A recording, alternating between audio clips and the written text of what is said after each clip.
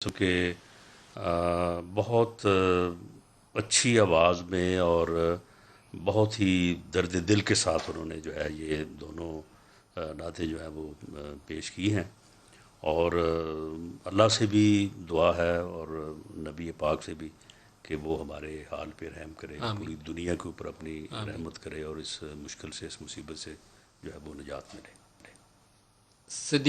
صدیق اسماعیل صاحب ایک لائن میں کچھ بھی کہنا چاہیں۔